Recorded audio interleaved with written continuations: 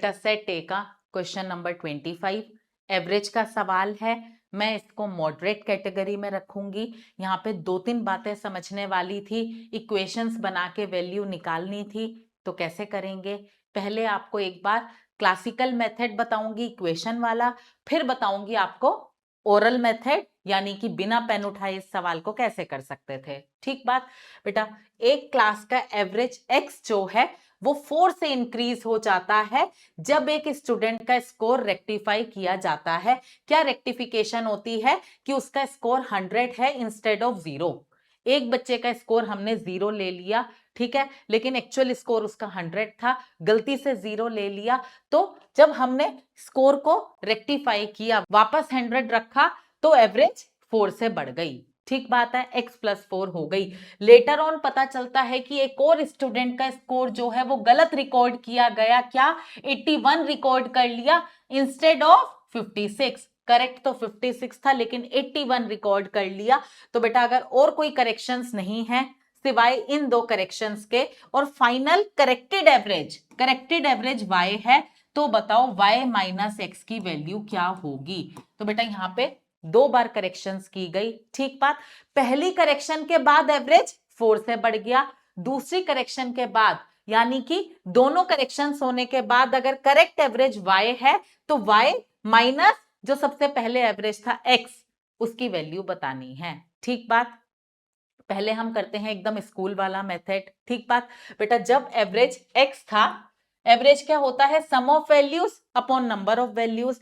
जब average x था, मैं कहती हूं जो स्टूडेंट्स हैं उनके स्कोर का सम s था, नंबर ऑफ स्टूडेंट्स n थे। ठीक बात, अब जब हमने स्कोर में जो स्कोर पहले था उसमें 100 ऐड कर दिया, क्यों? क्योंकि हमने देखा एक बच्चे का स्कोर 100 था और हमने 0 ले रखा था, तो बेटा जब करेक्शन करी तो इसमें 100 ऐड किया, जो सम है स्कोर्स का वो s + 100 हो गया। तो बेटा s + 100 sum of scores, number of students तो उतने ही हैं जो हमने माना है n। तो बेटा इस केस में एवरेज क्या आया? इस एवरेज से 4 ज्यादा, x + 4। ठीक बात है, तो बेटा यहां पर हम क्या करेंगे? यहां पर हम क्या n की वैल्यू इससे निकाल सकते हैं? बिल्कुल निकाल सकते हैं बेटा। यहां से आप s की वैल्यू निकालो। सम क्या है? n × x। मैंने इसको इधर मल्टीप्लाई कर दिया, यहां पर s की वैल्यू n × x रखती हूं, तो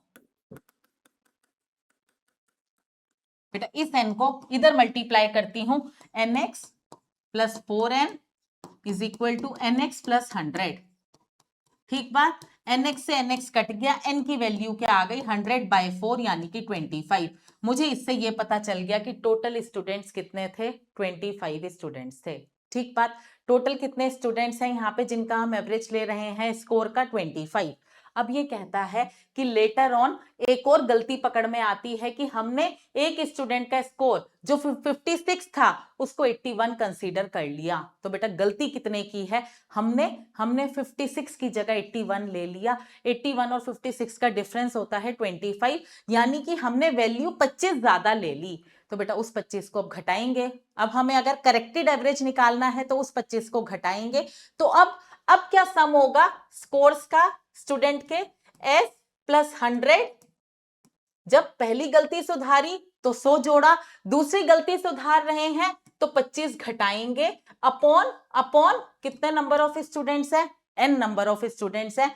इसको किसके बराबर रखेंगे? इसको बराबर रखेंगे y के, क्योंकि अब ये करेक्टेड एवरेज है जो कि y के बराबर है और हमसे y - x की वैल्यू पूछ रहा है। बेटा यहाँ पे s की वैल्यू आप n × x रख सकते हो और अब हमें n भी पता है 25 है, तो यहाँ पे सीधा 25x + 100 - 25 75 अपॉन 25 = y। ठीक बात है बेटा, 25x + 75 = 25y।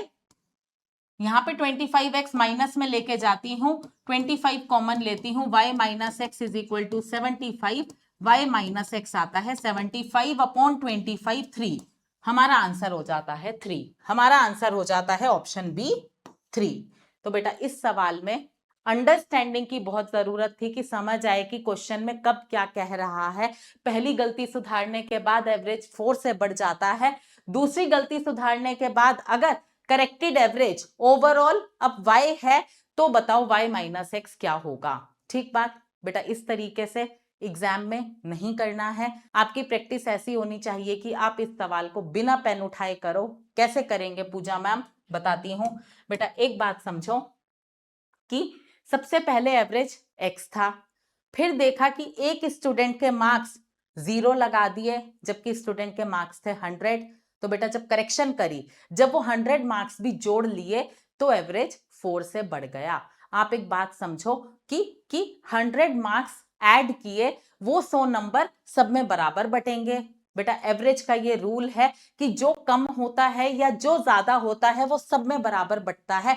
अगर 100 नंबर और जुड़े तो वो सारे बच्चों में बराबर बटे, और हर बच्चे के पास अब 4 ज्यादा है, तो कितने बच्चे रहे होंगे? 25 बच्चे ही तो रहे होंगे, तभी तो 25 चौका 100 होगा। 100 नंबर इस प्रकार बटे बच्चों में कि हर एक के पास 4 बढ़ गए, तो बेटा 25 बच्चे रहे होंगे, तभी 4 बढ़े हर बच्चे के। मुझे पता चल गया कि कितने बच्चे हैं टोटल, 25 बच्चे हैं। ठीक बात।